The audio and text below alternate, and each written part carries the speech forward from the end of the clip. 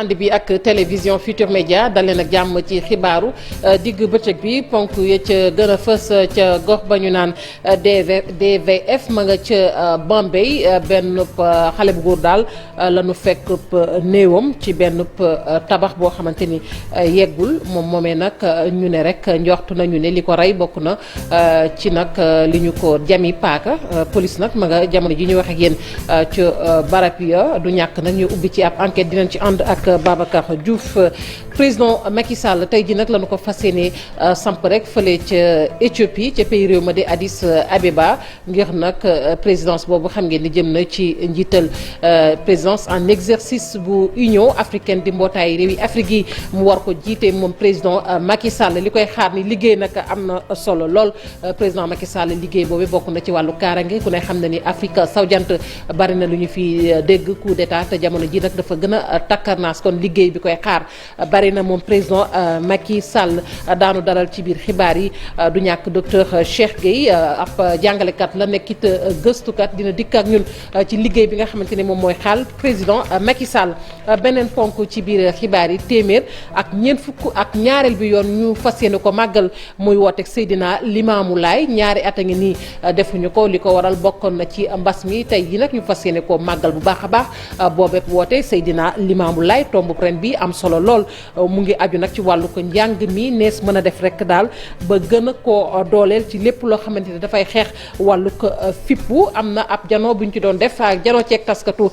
xibaar yi Aminata Mbaare Sow dina dikk ak ñun ci xew-xew bu mag boobee bu ko weesoo tàggat yaram ak kii ñu ne géwélu Sadio Mané la Aji Jebaate la ñu koy wax sunu naataango ba ñu toogal ci diwaanu Kolda di Bakar diwaanu Sédhiou sax laay wax Bakary Konté seeti ji na ko moom moomu nag am na way boo xamante ne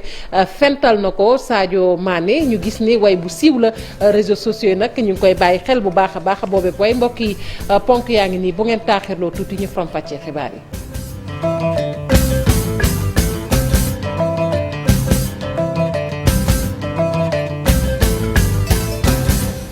dalee nag jàmm ci xibaaru digg bëccëg bi ni mu ko waxee woon ci ndoxte li gox ba ñu naan DVF ma nga ca Bambey kenn nag la ñu fa fekk ab néewam xale bu góor la njortu nañu ne nag ne dañu ko jam ba mu ñàkk bakkanam takk der ya nag ña nga woon ca barab ba du ñàkk ñu ubbi fa ab enquête leeral yi dañu ci ànd ak Babacar Diouf. passé woon na ay simili bi benn nit rombee ci mbedd yi gis benn nit ku tëdd yëngatuwul benn yoon ci diggante ay briques yoo xam ne ni dafa nekkoon ci wenn wetu bâtiment bu nuy tabax mbir mi mu ngi xewee ci quartier DVF bu Bambey mu bëgg xam li xew tax mu gën a jege wante li mu gis mooy ku ñàkk bakkanam moo tëddoon ci suuf moom mi de dafa mel ni ku nu faat ndaxte jam nañ ko ñaari yoon paak loolu nag ñu jort ne cib xeex la tukkee beneen njort liñ ci am moo di kii de faatewuñu ko fi nga xamante ni fa la tëdd ki ko daf ko faate feneen ba pare yenu néew bi indi ko fi nga xamante ni moom moo gën a sori fa mu amee police ak sapeur pompier nag bi ñu leen xibaaree mbir mi ñoom dañoo daw egsi fi nga xamante ni fi la xewee li ñu njëkk a def mooy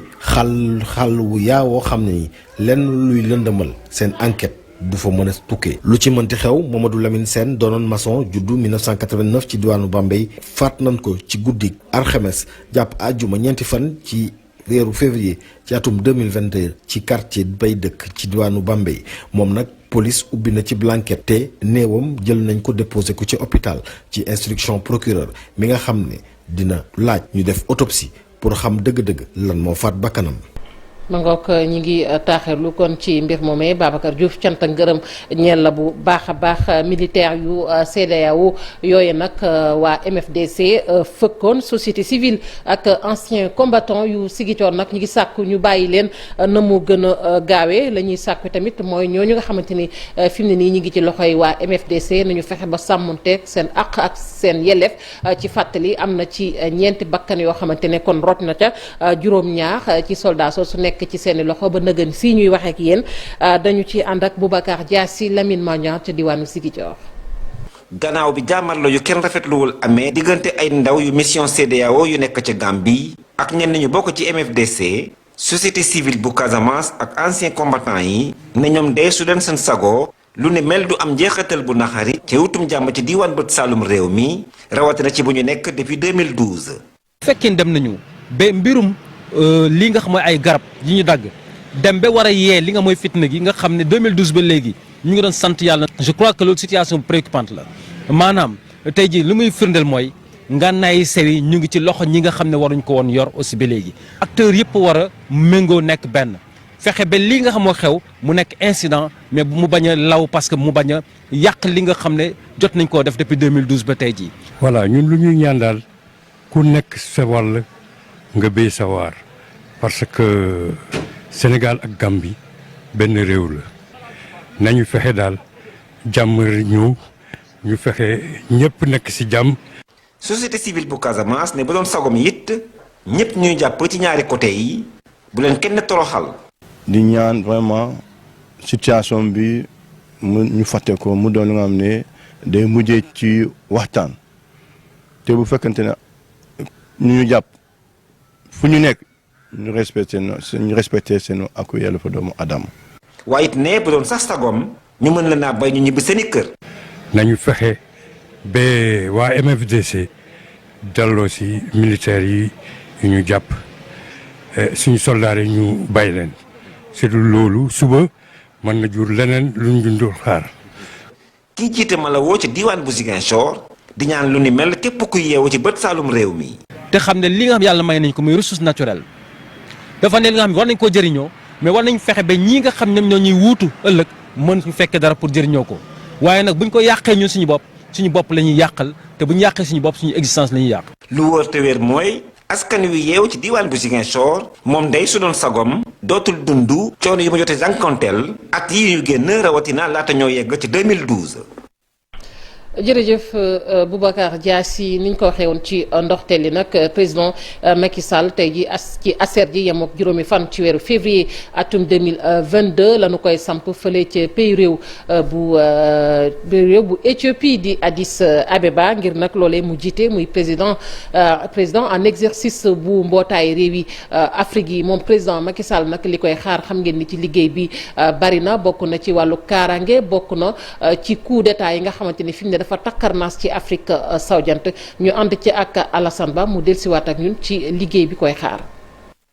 président Macky Sall bés ni ki tey nekk président en exercice bu Union africaine mu wuutu Félix Tshisekedi nekk njiitu réew bu République démocratique bu Congo moom njiitu réew bu Sénégal jàpp ni li ni mel xam na bu baax li koy xaar défi yi bëri nañu te yàkkamti nañ ko. lu jëm ci wàllum jàmm ci wàllum kaaraange ci wàllum coup d'état yu ñuy nemmeeku ci wàllum aar alam gi ci wàllum wér-gu-yaram ci wàllum suqaliku ci wàllum koom ak social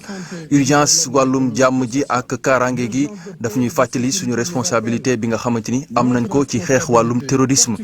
ci wàllum régler li nga xamante ni ci jàmm lépp li nga xamante ni wuutale na réew yu ŋànk Union africaine. mu gis ne xel dafa war a nangu jamono ji ñu teg lépp li nga xamante ni ngànnaay la ñu toog waxtaan ngir ñu fexe ba suñu continent suqaliku.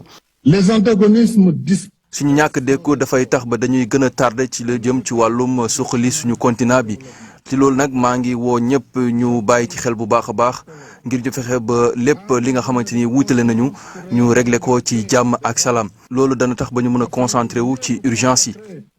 aux autres urgences. bokk na ci défi yu mu war a relever wàllu wér-gu-yaram Macky Sall di rafetlu lépp li nga xamante ni effort la ñu def ko déggoo ci itam ngir xeex li nga xamante ni moom mooy mbas mi mu jàpp ni lépp li nga xamante ni soxal na continent bi ci wàllu wér-gu-yaram dana bokk ci agendaam moom njiitu réew mi li muy gën a ñaawlu itam mooy yéexte gi ñu nemmeeku ci wàllu développement ci suñu continent bi donte sax gis na ne continent bu gën a riche la.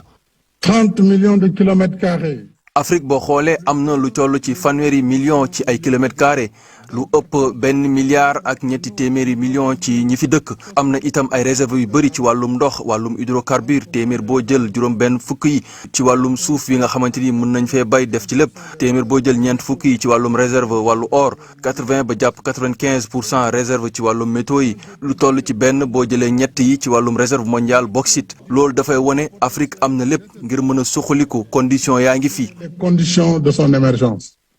président Macky Sall di woote ñu gën a mobiliser réew yëpp ñu xeex lépp li nga xamante ni fitna gi ñuy teg soxna yi ak ndaw ñi mu fas yéene wéye lépp li nga xamante ni itam ñaxtu la ngir ñu fexe ba multilatéralisme bi gën a ubbeeku danañu fexe itam ba def ay njàngat ci li nga xamante ni jëm na ci financement ci suñuy koom-koom ci continent Afrique dana def plaidoyer ñu gën a xoolaat li di droit de tirage spéciaux yi ab engagement la def itam lu jëm ci wàllum xeex réchauffement climatique président Macky Sall bëgg itam Afrique bi nga xamante ni danañ ko delloowaat lépp li nga xamante ni patrimoine culturel am la. Alassane Ba ngir loole yëpp nag sotti faw rek ñu joxante loxo waaye itamit gunge président Macky Sall ci liggéey bi nga xamante ne nag ci la fas yéene soobu professeur Penda Mbow moo ni gisee muy kàddu mu yëkkati gannaaw nag liggéey bi nga xamante ne tey mi ngi xaar président Macky Sall professeur Penda Mbow ñu teewlu ko ci micro Mame Birame Diouf. bu am solo la bu am importance message la boo xam ne ni mën naa ni. fitna yi ñuy jànkonteel tey ci continent bi yu ci bëri mi ngi ci message bi te def na ay proposition aussi yoo xam ni mën na nekk solution sur le plan économique sur le plan culturel parce que itam tabax nit fa la ñu toll ba su tey bi ci Afrique pour que li ñuy jafe-jafe yi ñuy jànkonteel ñu mën ci génn wane na tamit ci biir message am bi ne dañu war a àndandoo ak ñëpp tey waruñu am rek benn xarit wala kenn koo xam ne nii rek moom la ñuy jëflante la ñu war a jëflanteeg ñëpp ñoo xam ne mën nañu amal njëriñ Afrique te seet nag suñu intérêt parce que suñu intérêt mooy bu fekkente ni tubaab yi dañuy ñëw ci benn direction ba mu neex leen ñu bàyyi ko nii lii amatul njëriñ ña ngay def loolu te loolu ñu bëgg bàyyi loo moo dëppoo ak suñu njëriñ dama koy wax ci problème énergie bi dañu war a taxaw ni lii mënul nekk parce que fii lu ne expérimenté nañ ko fi am nañu ay plan de Lagos wax nañ fi ba tàyyi sunu ressources yi dañ daan wax jamono Senghor détérioration des termes de l'échange ba léegi ci loolu la ñu nekk léegi nag proposé na sax ba proposé ni ñuy doxale ci àddina bi ay OCDE ak ñooñu ñi nga xam ne ñooy joxe xaalis bi nañu ubbi pour ñun ñu mën a am ci xaalis bi pour mën a développer Afrique léegi nag li ci des mooy ñun africains yi ñu tabaxaat suñu bopp tabax suñu xel borom xam-xam yi génn jàppale ndaw yi jàppale jigéen ñi jàppale société bi ba at mii mu ci nekk ndax at bariwul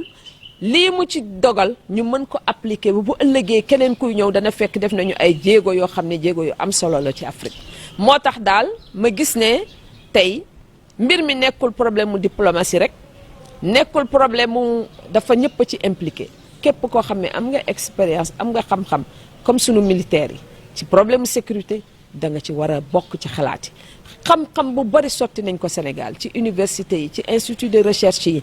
biir Union africaine am na documents yu bari produire nañ leen ni ñu jël ñooñu nga xam ne ñoo produire loolu ñooñu ñëpp ñu àndandoo parce que tey li wolof Njaay di wax dooley jën ndox lu mu am xalaat yu rafet bu amul ñu ko jàppale c'est-à-dire borom xam-xam yi nit ñiy xalaat bokk ci jël lii imposer ko itam li mu ciy mën du bari moo tax na ma gis ne pour ñu réussir lii il faut que ñu bari jóg ànd ci du intérêt Macky Sall mais intérêt Sénégal la intérêt Afrique la. professeur Penda Mbow nekk jàngalekat nekk i tamit gëstukat ci daara yu kawe yi ñu dalal nag beneen jàngalekat beneen gëstukat tamit ci daara yu kawe yi di docteur Cheikh Gueye nekkit secrétaire permanent bu rapport alternatif sur l'Afrique di RASA maa ngi lay nuyu bu baax a baax docteur. maa ngi lay fay bu baax. ma nga kon ma bëgg rek tey ñu sëgg tuuti ci présidence en exercice bu président Macky Sall ci Union africaine sax la ci Sénégal waaye tamit défi la ci Sénégal yow nan nga koy jàngatee tout d'abord. waaw d'abord may nuyu Penda. nga xam ne ni sama xarit la waaye sama jàngal na ma. ni ma ko gisee mooy bis bu am solo la parce que Union africaine kuréel la goo xamee ni amuñu beneen. moom la ñu am mu lëkkale réewu Afrique yi bu ñu demee ba réew mu mel ni Sénégal nga xamee ni 17 millions d'habitants la ñu am nekk benn ci réew 54 pays africains yi war na ko jël nekk njiit bi pendant 1 an loolu moment bu am solo la moment symbolique la waaye warul yem ci moment symbolique dafa war a doon moment boo xamee ni day tax ñu am takku bu bees ndax at mii ñu génn ñaari at yu ñu génn dafa am yu bari yoo xamee ni da ko feeñal wala boog mu dëggal ko li mu feeñal dëggal ko mooy Afrique daal ndekete soxla na gën a moom boppam muy li nga xamee ni moom la ñuy wax souveraineté ñun ñi def ci benn rapport bu tudd rapport alternatif sur l'Afrique nga xam ni dafa bëgg am taxawaay bi rapport Banque mondiale FMI ak yeneen institutions yi di def mu am taxawaay boobu waaye muy waxal Afrique jël njariñu Afrique ak moom boppu Afrique teg ko suñu kanam wax ci xam-xam lan mooy tax Afrique gën a moom boppam ci koom gën a moom boppam ci yeneen domaine donc bu yëkkatee tey bii ndomb tànk ñu jox ko mu sukkandiku ci kàddoom wax ci discours bi nga xamee ni def na ko ci suba dina am solo lool ñu jàngat ko. dina am solo ñu jàngat ko mais ci jàngat boobu sax dama bëgg aussi ñu sóobu directement ci défi bu ci njëkk nag wàllu kaaraange gi lay wax rawatina nag ca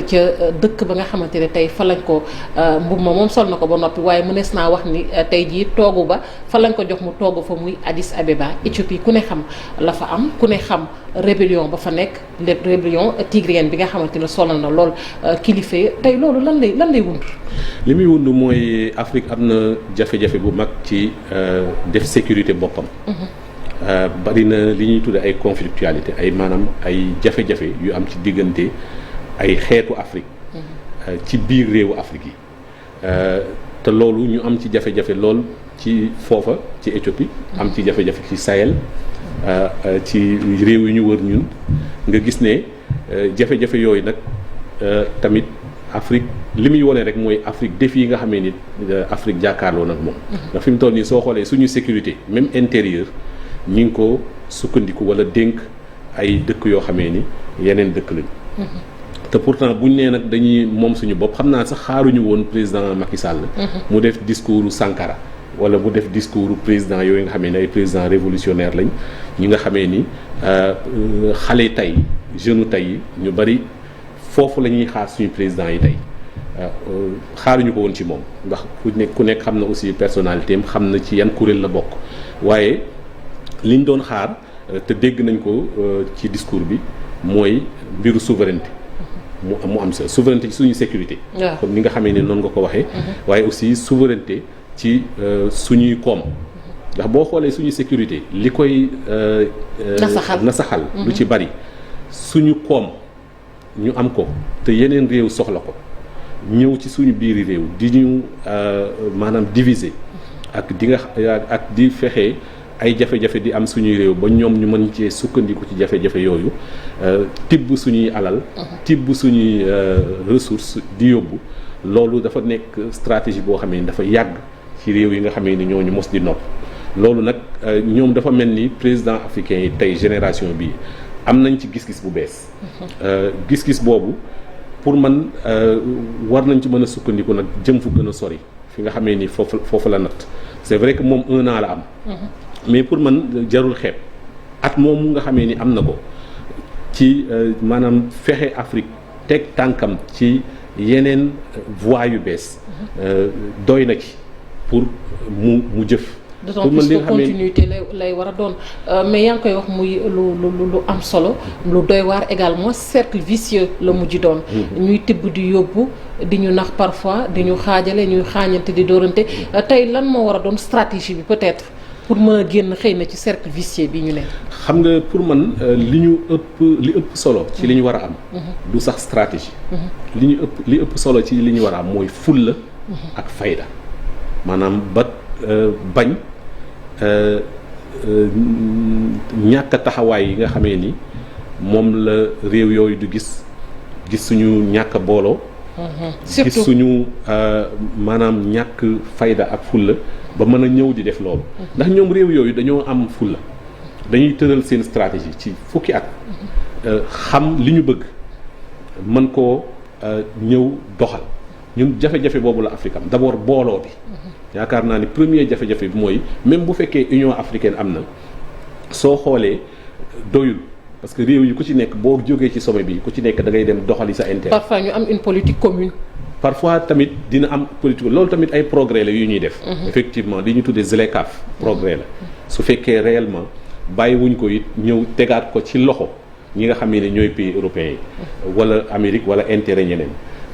bu fekkee vision li ñu tuddee vision minière africaine muy benn vision boo xamee ni dañoo ne léegi dootuñu nangooti benn réew di ñëw di fekk suñu ay ressources fexe suñu réew yi nekk en concurrence loo war a joxe ci réew mi boo demee ci réew mi joxe lu gën a néew nga ñu su ko defee réew moomu nangul la yooyu dañ ko war a bañ dafa war a am vision commune xam nga initiative yu mel noonu commencé nañ ko depuis lu mat 10 ans yu am solo la war nañ ko wéyal waaye pour man rupture bi nga xamee ni moom la laaj pour man te jeunesse africaine bi tey di koo laaj du loolu rek fulla ji ak fayda ji ñu war a am ba boole suñu bopp ba dootuñu nangu benn réew dañu ñëw di ñu définir suñu politique waaye li nga xamee ni moom la suñu rapport bi génne aussi mooy li ñuy wax déconnexion Afrique dafa war a nangu ñime dagg ay relation yi nga xamee ni amulu ko intérêt surtout relation yoo xamee ni fi mu sukkandiku woon mooy ci colonisation sukkandiku aussi ci ñu ñuy def comme ay xale yoo xamee ni dañ leen di noot dañuy gis ay ressources yu ñu am ñu fexe ressources yooyu nax leen ñëw jël ressources maanaam lu mel noonu moom la ñu war a fexe loolu deñ te loolu nag li nga xamee ni nii moom moo koy indi mooy ñu jiital jeunes yi ak gis-gisu jeunes yi pour man gis-gisu jeunes yi nga xamee ni fekkewuñu colonisation même fekkewuñu moment yi nga xamee ni ñu ngi amee suñu indépendance jeunes yooyu dañoo perdre ay complexe dinañ ñëw ci politique bi nga xamante ni moom la ñu war a réserver jeunesse africaine bi wax nga ko surtout quand même c'est une jeunesse très très éveillée fi ñu toll nii gis nañ ce qui s'est passé en France tout récemment bi Macron wootee nga xamante ni chef d'État yi demuñu woon mais c'est la jeunesse africaine qui était fortement représentée ak la fa tukkee lépp ci njariñ dinañ ci dellusi mais balaa boobu également ñu gis coup d'état yi nga xamante ne dafa secoué maanaam dafa sax takkarnaas ci Afrique sowu-jant loolu également mu mel ni liggéey bu nar a tar lay doon. waaw yaakaar naa ni lu jafe-jafe la. ndax boo xoolee tendance su discours bi nga xamee ni président Macky Sall def na ko nga gis en même temps mu def ko ci contexte boo xamee ni. maanaam réew Afrique yu bari dañoo sonn population yi sonn. Covid bi laal ñu bari mu am ay impact économique am ay impact sociaux ñëpp xamoon nañ ni tamit dina am impact politique maanaam ay coup d'état ak ay révolte ñëpp xamoon nañ ko est-ce que discours bi mu def tey dëppoo na ak exigence boobu tey di indi ay coup d'état man jàpp naa ni des na ba tax na mbiru coup d'état Afrique war na toog xalaat yi bu baax lan moo tax coup d'état yooyu di am ba tax ci mbiru politique waaye aussi ci mbiru taxawaay bi nga xamee ni moom la suñuy njiit di am ci seen diggante ak seen askan ñu seetaat ko bu baax a baax a baax waxante ci dëgg ñoom ñi nga xamee ni ñooy président Afrique tey te xam ne dans tous les cas dëkk par dëkk mënuñu régler benn problème il faut ñu am booloo boo xamee ni day tax lu mel ni gouvernement wu Afrique boole boppam di waxandoo ci benn kàddu di jëfandoo ci benn kàddu waaye di ko def ci fulla ak fayda ak bañ nooteel pour man principe yooyu dafa war a jiital lépp loo xamee ni nekk na taxawaay ci ñoom ñi nga xamee ni ñoo jiite Afrique tey ba tax na coup d'état yi li muy wone rek mooy ñàkk dëppoo seen taxawaay ñoom ak ni nga xamee ni noonu la ko askan wi gisee dëgg-dëgg mangook balaa laaj bu mujj bi beneen défi également muy défi énergétique loolu aussi defe naa ni war nañ ko bàyyi xel bu baax a baax surtout que bu ñu xoolee ne réewi Afrique yi quand même wax nga ko am nañu loo xamante ne tey jàpp nañ ni bu ñu amee tey gis-gis boo xamante ne ñëpp dañu ci manko wër ci gannaaw gis-gis boobu doon def benn say war nañ ci mën a génn ndax ku ne xam na ne wàllu énergie tey ku ñu bàyyiwul woon xel ku ne yaa ngi ñuy bàyyi xel muy réewi Afrique yu bari waaw mu doon domaine bu am solo parce que li tax mu am solo mooy soo amul souveraineté énergétique mënoo am souveraineté économique mënoo am beneen type de souveraineté ndax énergie léegi mooy doxal lépp ba tax na Afrique da cee am ay ressources yu am solo waaye soo gisee ñi nga xam ne noonu lay demee ressources yi joxuñu ci investissement yi mu laaj joxuñu ko ci ni mu waree ba maa ngi dégg sànq jooytu bu ñu ciy jooytu le fait que léegi pays sax nangootuñu ñuy financer suñu gaz ak suñu énergie investissement yañ ca war a def ndax ñëpp réew yi nga xam ne ñoo yore alal ji dañoo jàpp ne lii kat amatul solo ci ñoom wala day polluer te ñun ñu toll foo xamee ni suñu réew yi dañoo war a développer donc yooyu moo lay won ne fulla bi ak fayda bi dafa des ndax ñun bu ñu moomee suñu ay ressources mën cee produire énergie muy gaz bi muy hydroélectricité muy yeneen type d'énergie ba ci nucléaire Afrique war na mën a am tey jii ndax uranium fii la ëppee tey war nañ mën a tëral suñu centrale nucléaire de amal suñu bopp ay politique yoo xamee ni dinañu may suñu bopp ci mbiru énergie te dafa mel ni ñoom ci bitim réew lañ ciy xaar te mbiru soleil ku nekk xam na ni solaire lu am solo la Afrique bari lee na ko lool investissement yi mu laaj pour que Afrique moom boppam ci mbiru solaire loolu tamit dañ ci war a jublu kon moo lay won ne ay buntu am na pour moom suñu bopp googu bu ñu ko boolee ak fulla ak fayda moom suñu bopp googu dina gën a dëgër dina tax tamit suñu réew yi dootuñu nangooti kenn di leen noot wala di leen won yoon wi ñu war a jaar ci mbiru développement am nañ suñuy xalaatiinu bopp am nañ suñuy gis-gisu bopp li suñu rapport bi wone mooy même ni nga xamee ne noonu la ñuy mesurer Afrique maanaam ne suñu produit intérieur brut Afrique nii la Afrique nee la nii la africain war a gisee nii nga xamee ni moom la bonheur africain nii la koy gisee loolu yëpp dañ ko war a seetaat Afrique dafa war a am gis-gisu boppam ci lan mooy bonheur mi ngi noonu ndax ku lay wommat ku ne moom fu bëgg nga xool fa rek fa ngay xool ñu jeexalee ak laaj bu mujj bi ban politique ngir ndaw ñi ci Afrique waaw ndaw ñi nag war nañoo nekk ci ñaari axe benn axe bi mooy bañ a moytu ñu bañ a doon bomb ñëpp ñi ngi tiit ñi nga xamee ni noonu la africains yi jeunes africains yi bare suñu ay taux de fécondité da ngay seetlu ñoom ni mu leen tiitalee ndax dañoo jàpp ne li ñuy jur fii dafa bari waaye ñun loolu dañoo war a jàpp ne mooy suñu force mooy li nga xamee ni moom la ñu yeneen réew yi di ragale waaye mooy suñu puissance maanaam réew mu la ëpp jeune gën laa mën a moytu ay feebar gis nañ ko ci Covid bi waaye gën laa mën a développer mbay waaye gën laa mën a am ay ouvriers yu ñu mën a former ñu dem doxal industrie waaye ñu doon ay jeunes yoo xam ne ci mbiru digital mbiru numérique am nañ ci xarañ ku am solo boo xamee ni mën na yóbbu Afrique fu sori buñ leen former loolu mooy wane ne jeunesse bi force lañ waaye boo xoolee ni nga xam ne noonu la ñuy gisee mbir mi mooy jeunesse bi danger lañ jeunesse bi risque lañ jeunesse bi bombe lañ loolu la ñu war a teg ci suuf xam ni suñu jeunesse mooy suñu force politique yi nga xamee ni moom lañ leen di jëmale weesuwul yar leen ba ñu wóolu seen bopp xam seen bopp ñoom ñooy ñan en tant que africain bu ñu gëmee seen bopp ñu xam tamit ñu former leen former leen ci naka la ñuy mën a jàppale seeni réew créer seen ay emploi yu ni mel ñu jàppale leen ci lu ëpp li nga xamee ni moom la ñu leen jàppalee ba Afrique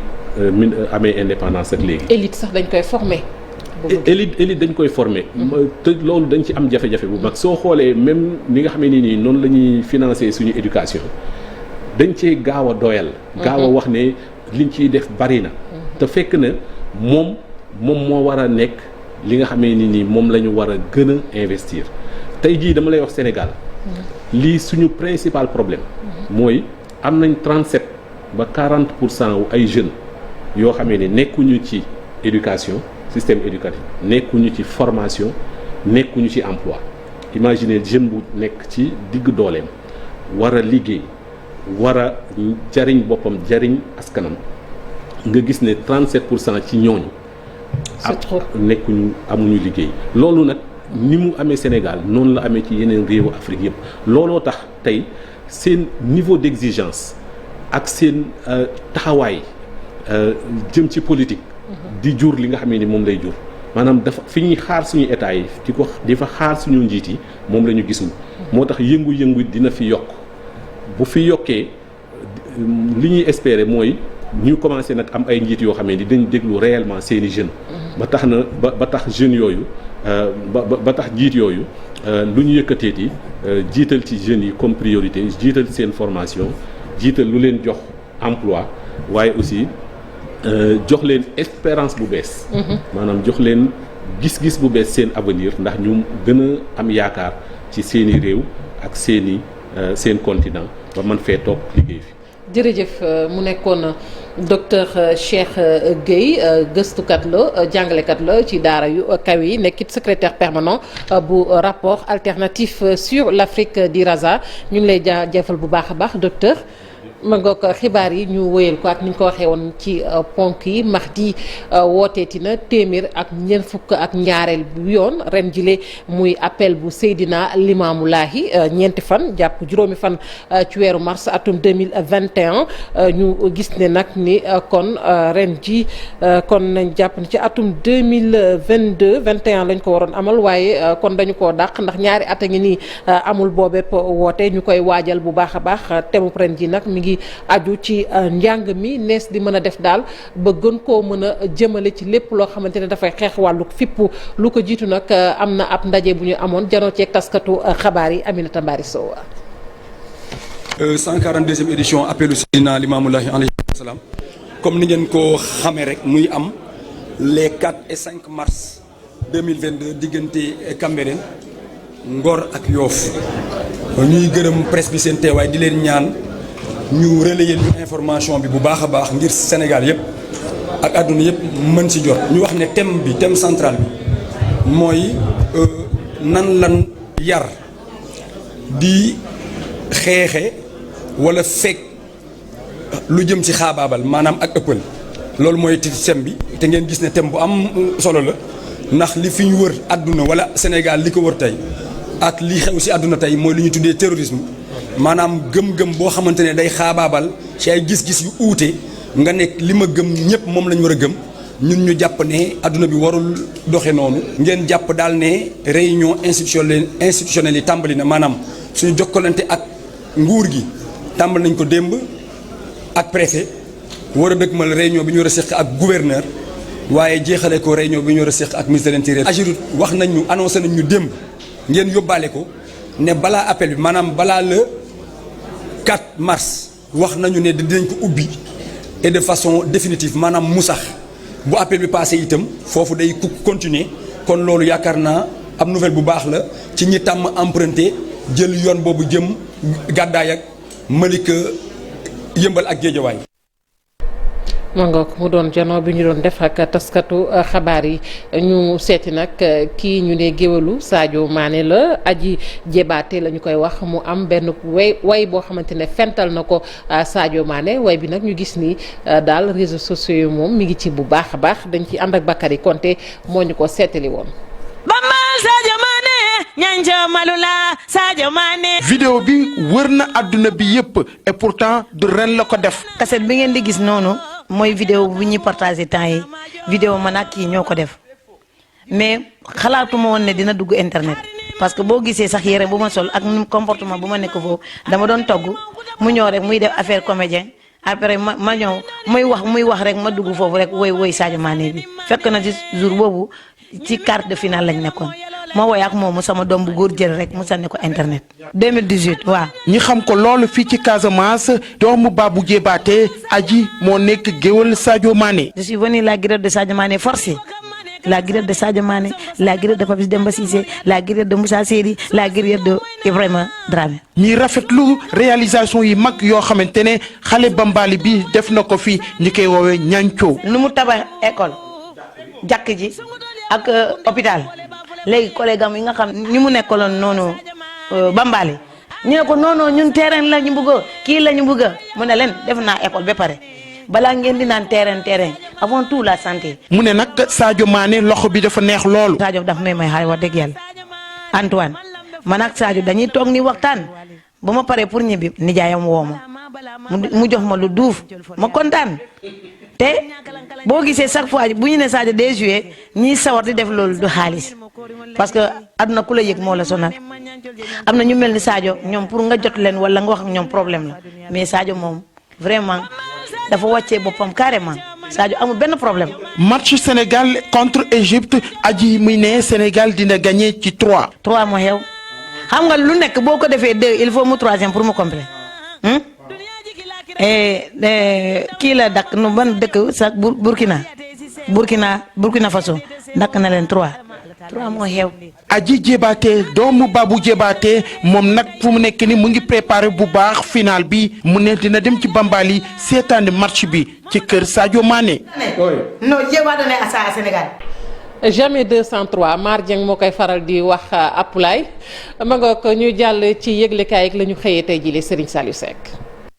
dal leen ak jàmm xol yeek xalaat yeek bëgg-bëgg yeek yitte yeek lépp utali Cameroun ga équipe nationale bu Sénégal di footballé suba ci dimanche ji finalu coupe d'Afrique des nations ñoom ak équipe bu Égypte taxit daanaka yéen a kaay yi ñu xëyandool ñoom ñëpp ci leen xëy di wax l'observateur bind ci xëtam devise bu Sénégal di un peuple un but une foi muy tekki ne ñëpp bennoo nante lenn rek lañ bëgg mu di andi ndam li journal Uri 15 angle corniche bi yokku ci ne bu gayndee Sénégal yi jëlee coupe bi dinañ bind seeni tur ci taarix ba faaw journal Futurs Médias bi yamul foofu ndax nag gannaaw ba Sénégal Égypte lay dajeel ci final bi dacee boole di nu fàttali Caire 86 daal di jox kàddu gi Amadou Diop Boy Bandi Thierno Youm ak Racine Kane ñu koy nettali waaye te Caire 86 ak Frédéric Mendy mi fa defoon penalty Les Échos ne finaalu suba bi daal coupe rek lañu soxla lu dul coupe doy na yéenekaay bi yokku ci ne askan wépp ngi ci ginnaaw gaynde yi ngir ñu andi ndam li président Macky Sall ne ay waay gaynde yi gën leen a yëkkati couleur yi réewum Sénégal ngir àdduna bépp gën koo seen waaye ngeen bind seenu tur ci taarix Cheikh Niass dinaan ko moom njiitu réew mi di président Macky Sall li mu war a def jamono ji moo di may télé yépp ak rajo yépp ngir ñu teg final bi ba askan wépp man koo déglu man koo teewloot fépp fu nu nekk ci biir réew mi Vox Populi ne bii mooy ñetti yoon équipe nationale bu Sénégal di dem ci finalu coupe d'Afrique des nations yéenekaay bi ne xanaa nag bii yoon dinañ ñu may lu ñu siggee ci yeneeni réew yi Le Quotidien mel ni ko naan Égypte mi niy dajeel ci bii final ñoom sax ñoo leen gën a bëgg bii coupe ndax nag Égypte am nañu juróom-ñaari étoile ba yóotu juróom-ñetteelu étoile te nag ba fii équipe nationale bu Sénégal ñoom amaguñu sax benn étoile lii tax ba journal Le Quotidien jàpp ne coupe bi daal dëgg-dëgg équipe nationale bu Sénégal moo ko gën a soxla waa Égypte Le Soleil yéenekaay ne équipe nationale bu Sénégal bu nu jëlee coupe bi rek Aliou Cissé ak i gayndeem dinañ bind seenu tur ci taarixu réewum Sénégal ba faaw te dootul deñ si du Quotidien ne looloy dëgg te nag gulwaar dëgg la nar a doon te ngir am loolu faawu gaynde yi am ndam ci kaw pharaon yi ba noppeetu toog ci donkaasi gi ko déndu Afrique source aane buñ ko defee rek dégg daali te it dinañ fi def lu fi kenn mësul def las yéenekaay ne ay waaye nan ko def réew mépp seeni bëgg-bëgg moo di suba ci ngoon Sénégal dégg daali dégg wiiw dégg jaaraama dégg gàcce ngaalaama daal di tàbbi ba faaw ci taarix journal L'Info ne yàlla bu yaakaar tas yéenekaay bi ne fi mu toll nag ñëpp a gént te li mu gént moo di ne équipe nationale bu Sénégal daal di jël coupe bi andi ko ci réew mi Libération yéenekaay ne loolu rekk la ñëpp bëgg loolot la ñëpp di xaar mu di gaynde yi daal di yéeg ci roppalaanu dugal ci coupe d'Afrique des nations bi daal di koy àndaale ci réewum Sénégal stade yéenekaay moom it bind ci aw xatam un peuple un but un trophée di tekki ne wenn askan benn bëgg-bëgg mu di jël coupe bi andi ko ci réewum Sénégal journal Bës Bi Le Jour itam noonee la ko binde boole ci daal di koy ràññetle couleur yi réewum Sénégal di verte jaune ak rouge journal Record fésal nataalub Sadio Mané ak Mohamed Salah boole ci dinaana ndax yàlla gayndey équipe nationale bu Sénégal daal di ñuy bégal si gil nu fépp ci déndu Afrique Union africaine président Macky Sall mi nu fa tabb yees ngir mu war koo jiite Le Soleil national ca loolee te xëy na di ci wax journal réewum Sénégal bi boole ci dinu càmbaral dossier yu tàng yi xaar njiitu réewum Sénégal di président Macky Sall ci bopp Union africaine bopp